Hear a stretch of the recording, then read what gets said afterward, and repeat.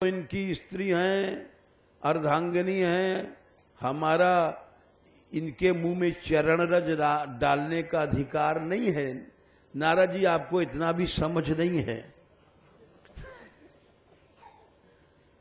नारद जी बोले ओहो भूल हमारी ही थी। सब द्वारका में देखा, तुम दो भाई तुम दो। अरे बोले हम कैसे अपना चरणों के रज भगवान के मुंह में डालेंगे, कैसी बुद्धि नारद जी।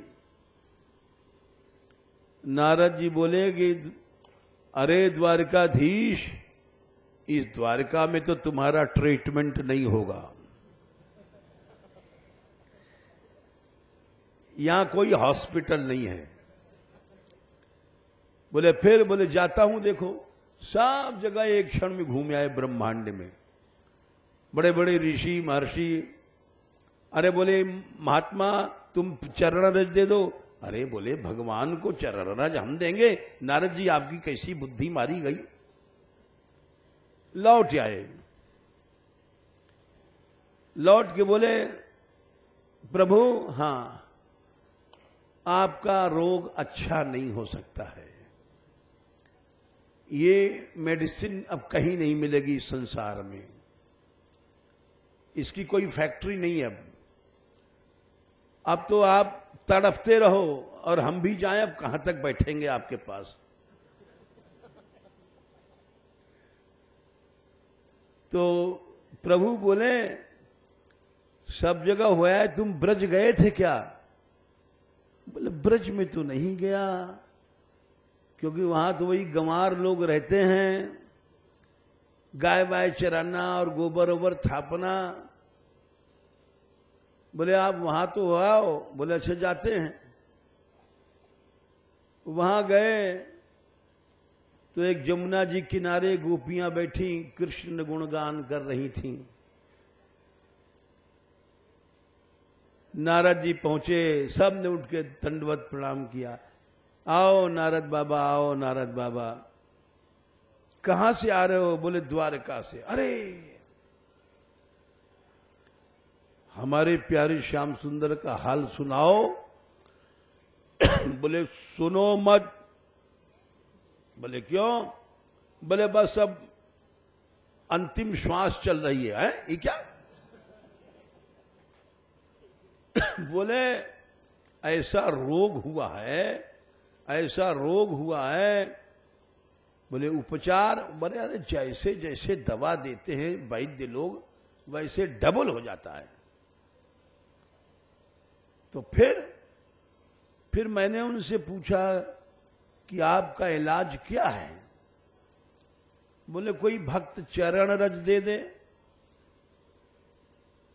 तो गोपियां बोली नारद जी आपने बड़ी भूल किया। अरे 16,108 रानियां हैं, किसी से भी आप ले लेते। दुनिया भर में घूम रहे हो और हमारे प्यारे कृष्ण को कष्ट हो रहा है, बीणा बजाते आप मौज मार रहे हो, अरे क्यों नहीं ले लिया? बोले अरे मैंने सबसे पहले वही धावा मारा रानियों के महल पे, तुम क्या कहती हो? और एक एक से कहा तो सब बोली कि अरे हम अपना चरण रज कहीं कृष्ण के मुंह में डालें, तुम्हारी बुद्धि खराब हो गई है, हमारा धर्म नहीं कहता है। फिर बोले सब दुनिया में घुमाया, सब लोग कहते हैं कि भगवान को चरण रज हम डालेंगे अनंत काल तक नरक मिलेगा, और ये धर्म नहीं कहता। तो फिर हम कह आए हैं कि महाराज आप तड़फते रहो, तड़फते रहो, आपका कोई इलाज नहीं होने वाला है। बोले ला सब गोपी बोली हमारी चरण ले जाओ, हमारी ले जाओ, हमारी ले जाओ। बोले क्यों? अरे बोले नरक ही तो होगा, अनंत काल तक हम नरक भोग लेंगी, कष्ट भोग लेंगी, लेकिन हमारे प्यारे श्याम सुंदर अच्छा होना चाहिए। अब वहां तो बोले चादर बिछाओ, चादर बिछा दिया। अब अपने अपने पांव में से घिस घिस कर सब अपने अपने चरणों की रच डालने में लग गई, पूरा गट्ठर बंध गया। नारद जी बोले, अरे भाई दवा तो थोड़ी सी होती है, इतना बड़ा बोझ हमसे कैसे चलेगा। बोले ले जाओ सदा के लिए, जाने कब शूल उठ जाए।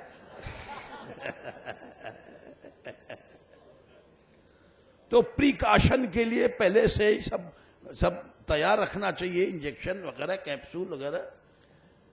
तो ये गट्ठर पूरा ले जाओ, अब तो अच्छे हो जाएंगे, और आगे कभी भी दर्द उठेगा तो ये सब उनको दे देना। ठीक है, जो आप आज्ञा करो। हे देवियों, धन्य है। सबने नारद जी के ऊपर गट्ठर लादा। नारद जी वहां से चले और सीधे द्वारका आए। हल्ला मच गया, नारद आए, नारद आए। सबने पूछा दवा लाए? अरे बोले उतरवाओ।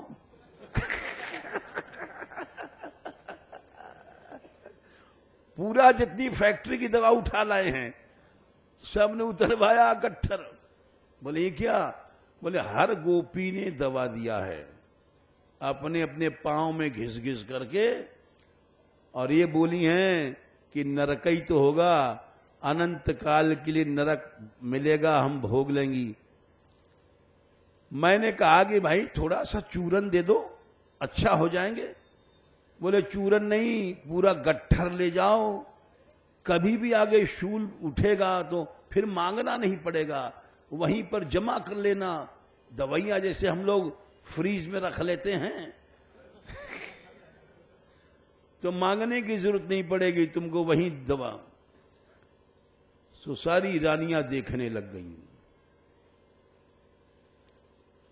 समझ गईं कि ब्रज ब्रज है। ऐसी सेवा इस ब्रह्मांड में कोई नहीं कर सकता, अनंत ब्रह्मांडों में।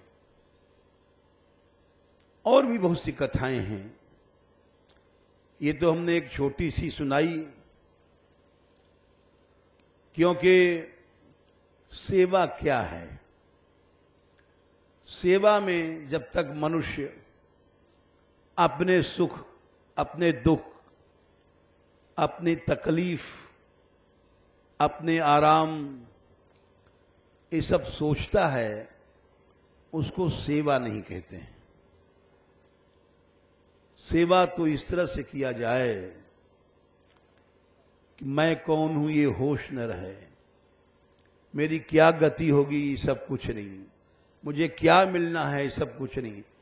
अरे जहां मिलने की बात है वो सेवा नहीं है।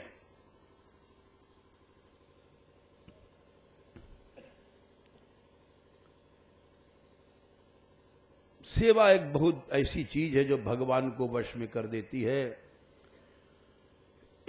तो भाई हम इसलिए कह रहे हैं, ऐसी सेवा हमारे भी जीवन में नहीं है भैया, सच कहते हैं। ऐसी सेवा जीवन में आ जाए तो प्रभु मिल जाएं। हम भाषण कर रहे हैं, लेकिन ऐसी सेवा हमारे जीवन में है नहीं। क्यों नहीं है? हम भी यात्रा उठाते हैं तो क्या तकलीफ है, क्या आराम है, ये सब हमको पता पड़